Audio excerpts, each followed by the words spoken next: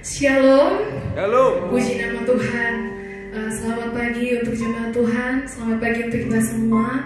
Mudah-mudahan di pagi hari ini kita tetap bersuka cita, kita tetap dalam keadaan yang sehat. Kita akan memulai ibadah kita pada saat ini. Sekalipun kita terpisah di jemaat-jemaat sekalian ada di rumah, tidak mengurangi sukacita kita, kerinduan kita untuk melayani Tuhan. Oleh sebab itu, mari siapkan hatimu, siapkan pujian dan penyembahanmu yang terbaik untuk Tuhan, sebab Dialah Allah yang layak disembah. Haleluya. Haleluya.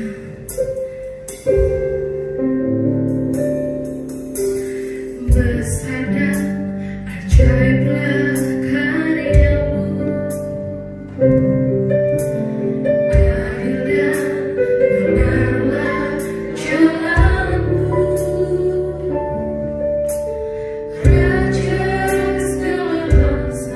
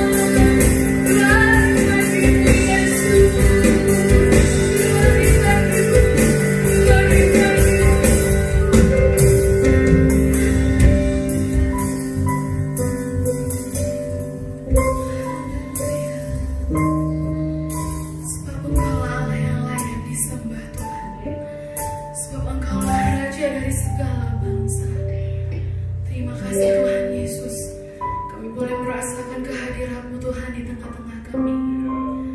Terima kasih Bapa yang baik.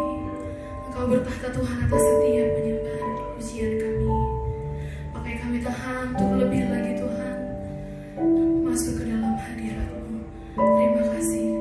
Hanya di dalam nama Tuhan Yesus kami berdoa. Haleluya. Amin. Saya selamat sekali lagi. Shalom. Kita bersyukur kalau Tuhan Yesus sangat baik bagi kita. Amin. Kita mau nyatakan, kita mau angkat panji-panji kita nyatakan Tuhan Yesus baik.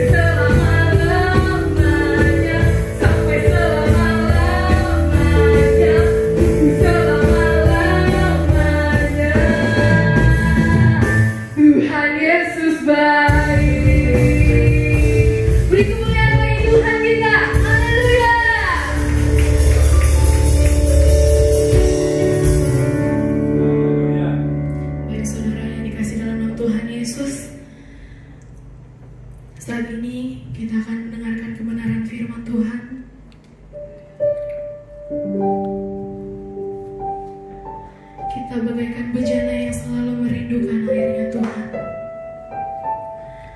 Oleh sebab itu, mari kita undang juga Roh Kudus boleh hadir, yang memberikan pengertian yang baru, memberikan kekuatan yang baru juga bagi kita. Aku datang dan ku bersujud, biar dapat ku rasakan indah hadirat-Mu.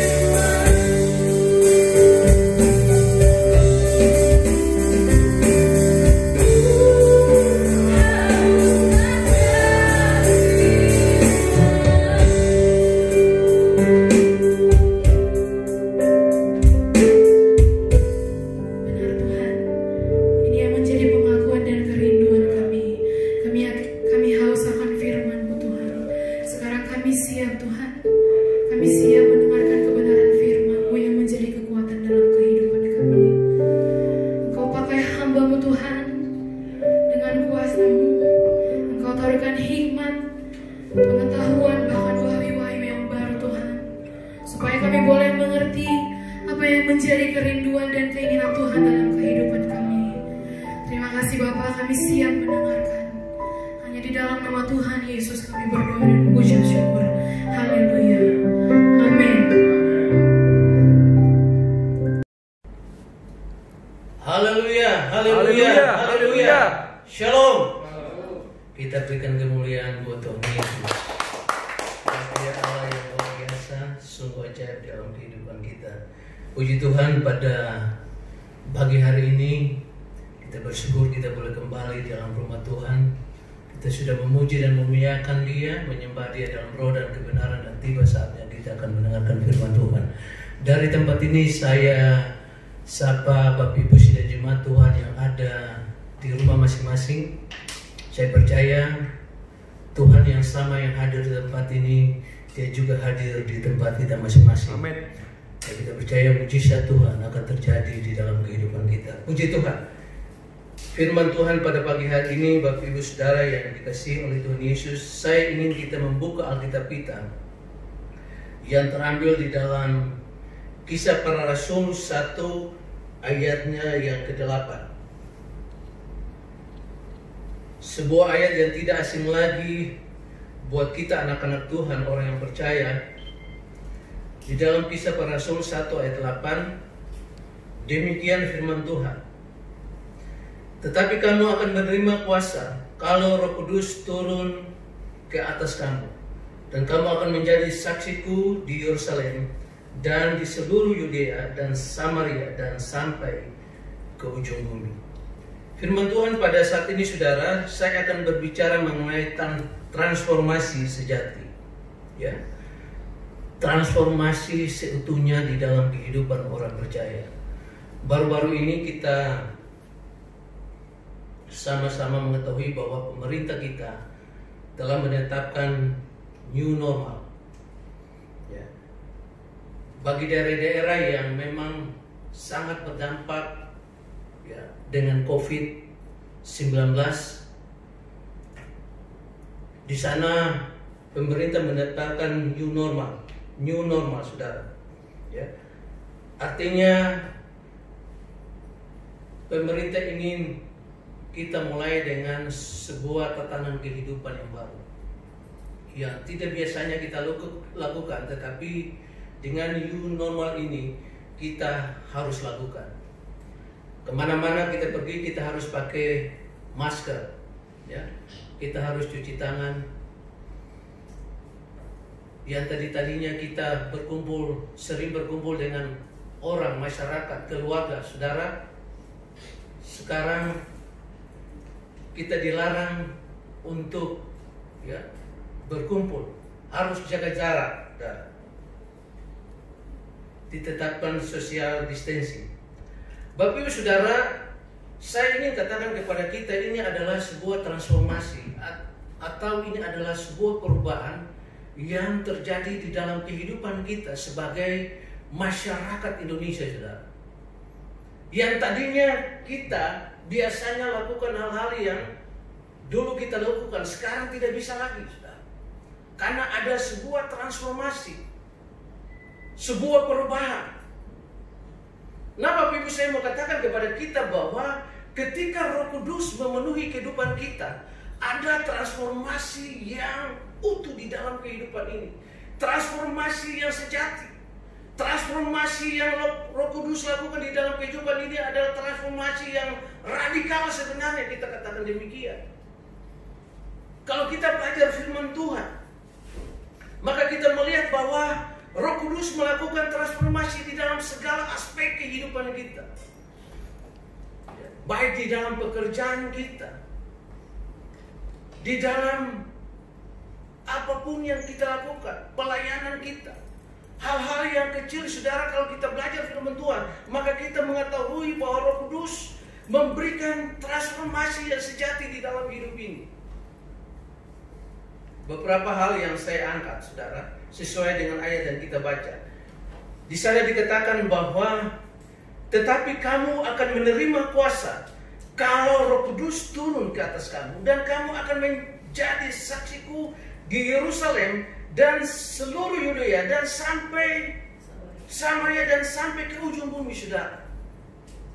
Yang pertama, bahwa ketika Roh Kudus memenuhi kita, maka Roh Kudus memampukan kita, ya. Roh Kudus mengadakan transformasi di dalam pelayanan kita, saudara. Seorang menjadi saksi, seorang dilantik menjadi saksi ketika Roh Kudus turun di atas kehidupannya, saudara. Karena di sanalah, saudara, dia memiliki kuasa.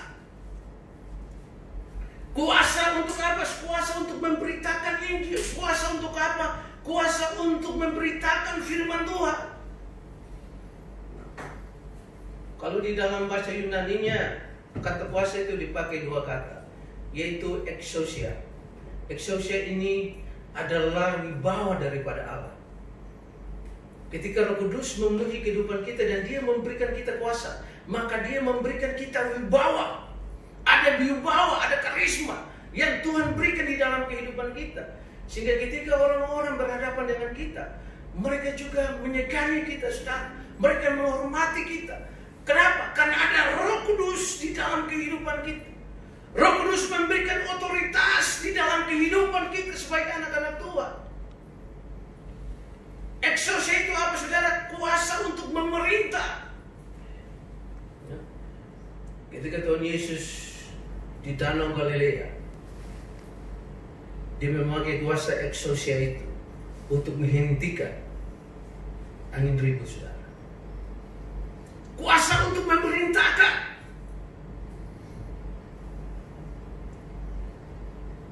Yang kedua, dunamis. Dunamis ini adalah berasal dari dinamo atau dinamit, saudara. Ini kuasa untuk membangkitkan tenaga, kuasa untuk menghancurkan. Jadi ketika Roh Kudus memenuhi kehidupan kita, saudara, maka kita diberikan kuasa untuk menghancurkan. Bukan menghancurkan sesama kita, tetapi menghancurkan kuasa-kuasa kegelapan, roh-roh jahat di udara. Kita dimampukan Roh Kudus untuk menghancurkan kuasa-kuasa ini.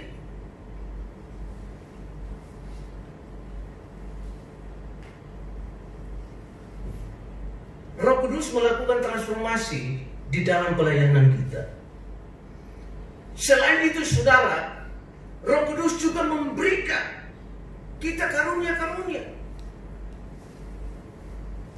Di dalam 1 Korintus 12 ayat 7 sampai ayatnya yang ke-11, di sana, saudara, kita melihat bahwa bagaimana Roh Kudus memberikan kita karunia-karunia. Ayat 7 dikatakan di sana bahwa tetapi kepada tiap-tiap orang dikaruniakan pernyataan Roh untuk kepentingan bersama. Sebab kepada yang seorang Roh memberikan karunia untuk berkata-kata dengan hikmat, dan kepada yang lain Roh yang sama memberi karunia berkata-kata dengan pengetahuan. Kepada yang seorang Roh yang sama memberikan iman, dan kepada yang lain Ia memberikan karunia untuk menyembuhkan. Kepada yang seorang Roh memberikan karunia untuk mengadakan mujizat. Kepada yang lain Roh memberikan karunia untuk bernubuat. Dan kepada yang lain lagi Roh memberikan karunia untuk membedakan bermacam-macam roh. Dan kepada yang lain Ia memberikan karunia untuk berkata-kata dengan bahasa roh. Dan kepada yang lain Ia memberikan karunia untuk menafsirkan bahasa roh, saudara. Ini adalah kelengkapan-kelengkapan yang Roh Kudus berikan di dalam kita melayani Tuhan. Itu sebabnya tanpa kekuatan Roh Kudus kita tidak bisa berbuat apa-apa, saudara, untuk melayani Tuhan, untuk bersaksi, saudara. Kita tidak punya kemampuan apa-apa. Tetapi karena Roh Kudus memberikan kita karunia. Jadi tiap-tiap orang itu berbeda. Ada orang yang dipakai oleh Tuhan dengan karunia mujizat, karunia kesembuhan, karunia iman. Tetapi ada yang lain juga dipakai dengan karunia berkata-kata dengan hikmat, dengan pengetahuan, saudara. Makanya kita lihat, saudara, banyak pendeta yang punya karunia yang berbeda-beda. Ada yang melayani Tuhan dengan diperlengkapi dengan mujizat-mujizat, penyembuhan, kesembuhan ilahi. Tetapi di sisi yang lain, saudara, mereka tidak dapat lakukan berkhotbah dengan pengetahuan, dengan hikmat. Saya tidak sebut di sini, saudara, karena kode etik. Seperti itu, saudara. Jadi Roh Kudus memberikan kita karunia yang berbeda. Semua untuk kepentingan bersama, bukan kepentingan kita, saudara. Makanya tidak ada orang yang bisa membanggakan diri, berkata bahwa dia lebih hebat daripada yang lain. Karena memang Roh Kudus memberikan kita masing-masing dengan karunia yang berbeda-beda. Ini adalah kelengkapan-kelengkapan di dalam kita melayani Tuhan. Untuk kita dapat melayani Tuhan dengan efektif, dengan cakap, dengan benar. Inilah pekerjaan Roh Kudus yang Roh Kudus lakukan di dalam kehidupan gereja Tuhan. Roh Kudus melakukan sebuah transformasi di dalam pelayanan kita, saudara. Ya. Itu sebabnya kita perlu dipenuhi oleh Roh Kudus. Kita perlu menerima baptisan Roh Kudus untuk kita dapat menjadi saksi-saksi Tuhan yang luar biasa, saudara. Tanpa Roh Kudus kita tidak bisa berbuat apa-apa. Yang kedua, saudara, Roh Kudus juga memberikan transformasi di dalam kualitas karakter kita, saudara. Ya. Roh Kudus memberikan transformasi di dalam karakter kita. Tidak hanya dia memberikan karunia-karunia yang hebat, ya, sehingga kita dapat melakukan perkara-perkara yang besar. Dan mungkin saja kita menjadi orang-orang yang terkenal, orang-orang yang dipandang oleh orang. Ya. Tetapi dia juga memberikan transformasi di dalam kualitas karakter kita. Saya ingat ayat betul di dalam Matius 21, 7 ayat 21 sana. Bukan setiap orang yang berseru-seru kepada Tuhan akan masuk ke dalam kerajaan surga, tetapi mereka yang melakukan kehendak Bapa di surga. Pada hari terakhir, orang akan berkata, Tuhan, Tuhan, aku berbuat demi nama-Mu, aku mengusir setan demi nama-Mu, aku mengadakan banyak mujizat demi nama-Mu. Tetapi Tuhan katakan, enyala daripada hadapanku, hai kamu pembuat kejahatan. Siapa ini, saudara? Mereka-mereka yang diberikan karunia yang luar biasa oleh Tuhan. Yang tadi saya sudah katakan, ya, mereka mempunyai karunia untuk menyembuhkan, bisa berbahasa roh, bisa bernubuat. Tetapi kalau tidak diimbangi dengan karakter, saudara, ya, karunia mengangkat kita tinggi untuk dikenal oleh orang, siapa saja. Tetapi karakter itu yang mempertahankan kita untuk berkenan di hadapan Tuhan, saudara. Karunia tanpa karakter nantinya jadi demikian, saudara. Itu sebabnya firman Tuhan katakan di dalam Galatia 5 ayat 22. Coba kita baca, saudara. Galatia 5 ayat 22. Di sana dikatakan bahwa tetapi buah roh ialah kasih, sukacita, damai sejahtera, kesabaran, kemurahan, kebaikan, kesetiaan. 23. Kelemah lembutan, penguasaan diri. Tidak ada hukum yang menentang semuanya itu. Coba baca ayat terus. Ayat 4, 23 ya. 24. Barang siapa menjadi milik Kristus, ia telah menyelipkan daging dengan segala hawa nafsu dan keinginannya. Terus, jikalau kita hidup oleh roh, baiklah hidup kita juga dipimpin oleh roh. Jadi Roh Kudus memberikan transformasi di dalam kehidupan kita. Salah satu transformasinya, dia memberikan kualitas karakter kita menjadi karakter Kristus. Ya. Buah-buah roh ini adalah kelengkapan yang Tuhan berikan kepada anak-anak Tuhan untuk bisa menjadi sama seperti Kristus. Amin, saudara. Amin. Ya. Kita harus menjadi sama seperti Kristus. Itulah ukurannya. Saudara, kita tidak bisa akan terangkat ke surga nanti kalau Tuhan Yesus datang, kalau kita tidak bisa sama seperti Kristus. Ya. Firman Tuhan katakan di dalam Matius 5 ayat 48 bahwa kamu harus menjadi sempurna sama seperti Bapa di surga adalah sempurna adanya, saudara. Sempurna ukurannya apa? Ukurannya Kristus Yesus. Kita harus menjadi sama seperti Kristus. Dan buah-buah roh ini, saudara, yang akan memimpin kita untuk menjadi sama seperti Kristus. Kalau kita belajar dari 9 buah roh ini, saudara, ini adalah kelengkapan-kelengkapan yang Roh Kudus berikan buat kita, berhubungan dengan diri kita sendiri, dan berhubungan dengan orang lain, dan juga berhubungan dengan Bapa di surga. Ya, seperti sukacita dan damai sejahtera, penguasaan diri. Ini adalah buah-buah roh yang berhubungan dengan diri kita sendiri.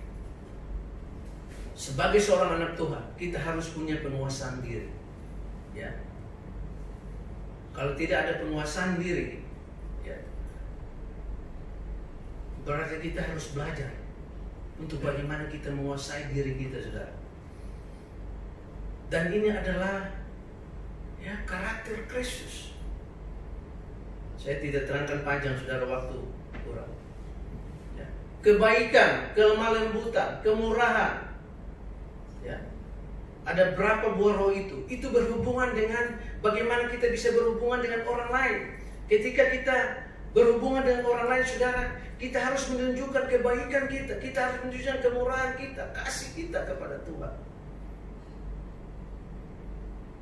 Dan juga berhubungan dengan Allah, saudara. Kita harus memiliki kasih agape itu. Kita harus memiliki kesetiaan kepada Tuhan. Dan ini adalah kelengkapan-kelengkapan yang Tuhan berikan melalui buah Roh Kudus ini di dalam kehidupan kita, sehingga kita akan menjadi sama seperti Kristus. Ya. Kita siap ketika Tuhan Yesus datang kali yang kedua. Kita menjadi gereja yang sempurna, saudara. Saya tidak bahas mengenai kesempurnaan gereja karena itu luas lagi, saudara. Ya.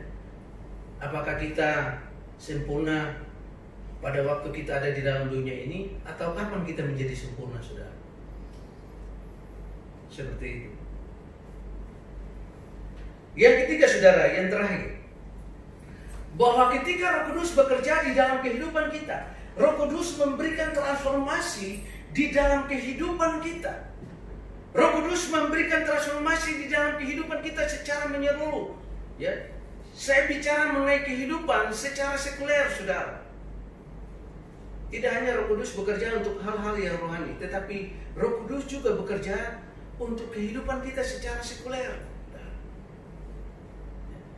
Artinya Roh Kudus akan menyertai kita dan menolong kita sehingga pekerjaan kita, apapun yang kita lakukan di dalam dunia ini untuk mempertahankan kehidupan kita, itu pasti berhasil, saudara.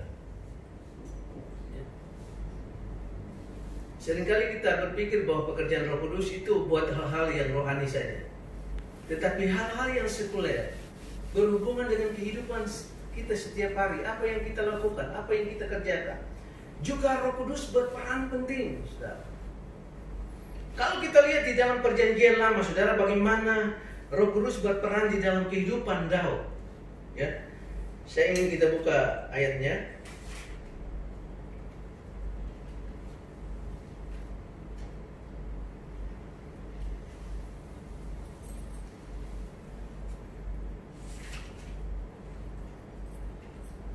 Coba di dalam 1 Samuel pasal 16 ayat 13.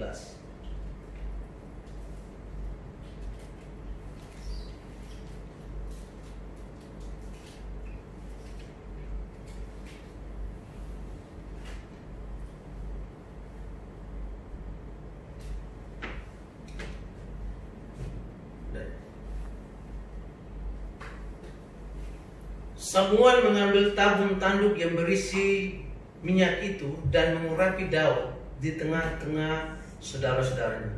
Sejak hari itu dan seterusnya berkuasalah roh Tuhan atas Daud. Lalu berangkatlah Samuel menuju Rama. Saudara, Daud adalah seorang yang biasa. Ya, ketika Roh Kudus berkuasa atasnya, dia menjadi orang yang luar biasa, saudara. Dan di dalam apapun yang dia lakukan, saudara, pasti berhasil. Bahkan sampai ketika dia berperang melawan musuh-musuhnya. Kita tahu Daud berperang melawan Goliat, saudara. Daud sangat kecil dan Goliat tinggi besar. Tidak berimbang, saudara, ketika mereka berperang. Tetapi saudara, karena Roh Kudus berkuasa atas kehidupan Daud, makanya Daud menang di dalam peperangan itu, saudara. Di dalam 1 Samuel juga 18, saudara, saya tidak tahu ayat keberapa, tapi di sana dikatakan bahwa apabila raja-raja orang Filistin maju berperang, setiap kali mereka maju berperang, maka Daud lebih berhasil dari semua pegawai Saul, sehingga namanya sangat masuk, saudara. Daud menjadi seorang yang berhasil ketika dia setiap kali maju berperang. Dan pada waktu itu Daud sangat terkenal, namanya Mazmur, karena Daud tidak pernah terkalahkan, saudara. Kenapa, saudara? Ini adalah sebuah transformasi yang Roh Kudus lakukan di dalam kehidupan Daud. Dia selalu berhasil di dalam apapun yang dikerjakan, di dalam peperangan yang dihadapi. Dia selalu berhasil di dalam kehidupannya. Karena di sana ketika Roh Kudus bekerja di dalam kehidupan seseorang, saudara, Roh Kudus akan memberikan dia hikmat. Ya, bagaimana caranya sehingga dia punya wawasannya itu luas. Ya, ada pencerahan di dalam pikirannya. Roh Kudus memunculkan ide-ide yang baru, saudara, strategi-strategi yang baru di dalam kehidupannya. Bagaimana dia mengatasi kehidupannya yang sulit itu, saudara. Sehingga ketika dia melakukan segala sesuatu, dia menjadi orang yang berhasil, saudara. Ya. Roh Kudus memimpin kita ke dalam segala kebenaran. Segala kebenaran. Bukan satu kebenaran, bukan dua kebenaran, tetapi segala kebenaran, saudara. Makanya kalau kita tidak bergantung kepada pimpinan Roh Kudus, sangat rugilah kehidupan kita. Karena Roh Kudus mampu melakukan segala sesuatu. Tidak ada yang mustahil bagi Tuhan. Kebenaran itu ada 3, saudara. Yang pertama, asumsi. Ya, asumsi itu bisa benar, bisa salah. Ya. Kebenaran yang kedua itu fakta. Ketika sesuatu terjadi dan faktanya demikian, ya itulah fakta, itulah kebenaran, pengetahuan. Tetapi fakta belum tentu sebuah kebenaran yang hakiki, saudara. Sekalipun itu fakta, apalagi asumsi. Tetapi kalau kebenaran yang sejati, sekalipun tidak masuk di akal, itu adalah sebuah kebenaran. Ya. Kalau kita sakit flu, saudara, maaf, kalau kita sakit, ya, kita datang ke dokter. Kita periksa, saudara, dan dokter katakan, wah, Pak mengidap kanker, misalnya begitu, atau Bu. Ketika diperiksa dengan berbagai alat, saudara, nah itu fakta, saudara. Faktanya bahwa saudara mengidap kanker. Tetapi fakta itu belum menjadi sebuah kebenaran menurut firman Tuhan. Ya. Ketika saudara berdoa, minta kepada Tuhan, dan Roh Kudus berkata bahwa bagi Tuhan tidak ada yang mustahil. Ya. Inilah kebenaran yang hakiki. Ketika kita berdoa kepada Tuhan dan kita menerima kesembuhan daripada Tuhan. Inilah kebenaran yang hakiki, dan Roh Kudus memimpin kita ke dalam segala kebenaran. Kebenaran yang saya maksudkan di sini adalah kebenaran yang hakiki, saudara. Bagi dunia mustahil, tetapi bagi Allah tidak ada perkara yang mustahil. Dan bagaimana kita masuk sampai ke kebenaran itu? Roh Kudus harus menuntun kita ke sana. Kalau enggak, kita tidak bisa mempercayai hal itu, saudara.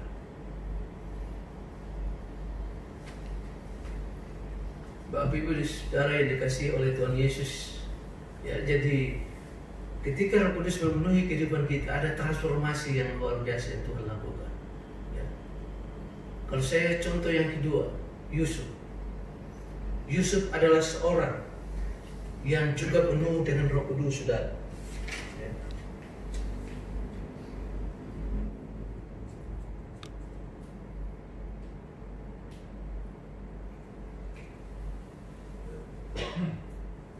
Di dalam Kejadian bab 1 ayat 38. Di sana dikatakan bahwa mungkinkah kita mendapat seseorang seperti ini, seorang yang penuh dengan Roh Kudus, saudara. Jadi kenapa Yusuf selalu berhasil di dalam pekerjaannya? Allah menyertai dia, dan apa yang dia lakukan itu pasti berhasil, saudara. Karena memang yang pertama, Roh Kudus memberikan dia karakter hidup yang benar, saudara, di mata Tuhan. Dia adalah seorang yang menjauhi kejahatan, menjauhi dosa. Dia adalah seorang yang konsistensi di dalam imannya. Dia adalah seorang yang jujur, saudara. Dan ini adalah pekerjaan dari Roh Kudus. Sehingga apapun yang dia lakukan, saudara, itu pasti berhasil. Karena memang dia penuh dengan Roh Kudus, saudara. Jadi peranan Roh Kudus di dalam kehidupan kita, dalam kehidupan kita, dalam pekerjaan kita sehari-hari, saudara, itu sangat penting, saudara. Jangan bergantung kepada kekuatanmu, jangan bergantung kepada kepintaranmu. Ya, ketika engkau mengalami kesulitan di dalam pekerjaan, berdoa dan minta petunjuk dari Roh Kudus, maka Roh Kudus akan memberikan engkau hikmat, ya, engkau pengetahuan dan cara untuk mengatasi segala persoalan di dalam hidup ini, saudara. Ya. Makanya firman Allah katakan ketika Yesus mau terangkat ke surga, dia katakan, aku tidak akan membiarkan engkau yatim piatu, tapi aku memberikan seorang penolong bagimu, saudara. Untuk apa? Untuk membantu kita, untuk menolong kita, memberikan transformasi yang sejati itu di dalam kehidupan kita, memberikan transformasi secara seutuhnya itu di dalam kehidupan kita, saudara. Ya, jangan so pandai, jangan so pintar, saudara. Ya, saya berbincang dengan seorang wartawan, ya, seorang wartawan, dia juga ahli filsafat. Ya, kami berbincang-bincang mengenai iman Kristen, saudara. Dia orang Kristen, tapi dia tidak pernah masuk gereja, saudara. Ya, saya katakan kepada dia bahwa jangan so pintar, jangan so pandai. Ya. Kepandaian kita ini nggak ada apa-apanya, nol di hadapan Tuhan. Bukan nol aja, minus ini. Kalau kita ini, saudara, minus, tidak ada artinya, nol besar, saudara. Lu mau bicara seperti apa di dalam dunia ini?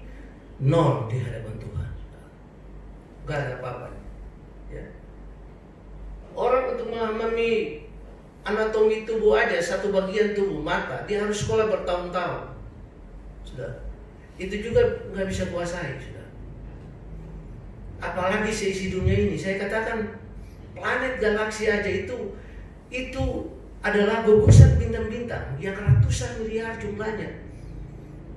Bagaimana kita bisa mengukur kepandaian kita, membandingkan kepandaian kita dengan Tuhan? Nggak ada apa-apanya, saudara. Ya, dia katakan kepada saya, dia tidak mempercayai Allah, dan dia tidak percaya bahwa Allah itu ada, saudara. Nah, kalau kita tidak dipimpin oleh Roh Kudus, saudara, kita bisa tersesat di dalam pikiran-pikiran kita sendiri. Dia katakan contoh, kalau saya tanam sebuah tanaman, ya, misalnya jagung, dia bandingkan Allah seperti itu. Kalau tanam jagung, ya, buah jagungnya hilang, tanamannya masih ada, saudara. Nah demikian pula Allah, ketika dia menciptakan bumi ini, ya, ketika bumi ini jadi dan dia hilang, tidak ada lagi Allah, katanya. Ya, perdebatannya panjang, saudara. Ya. Ya. Jadi Bapak Ibu Saudara yang dikasihi oleh Tuhan Yesus, kita harus penuh dengan Roh Kudus. Roh Kudus harus menuntun hidup kita. Roh Kudus harus memenuhi kehidupan kita, menguasai kehidupan kita, sehingga kita menjadi orang-orang yang berkenan kepada Tuhan. Roh Kudus sanggup memberikan transformasi yang sejati di dalam kehidupan ini. Puji Tuhan, firman Tuhan sampai di sini. Dan sebelum saya serahkan kepada Bapak Gembala, kita nyanyikan sebuah pujian. Saya, selama saya mempelajari Roh Kudus, ya, ketika kita menantikan janji Bapa 10 hari, saudara, saya belajar banyak tentang Roh Kudus. Dan saya minta kepada Tuhan, Tuhan, saya ingin, ya, Tuhan berikan sebuah lagu tentang Roh Kudus kepada saya. Dan inilah lagu ini saya buat sendiri, saudara, tentu dalam pimpinan Roh Kudus.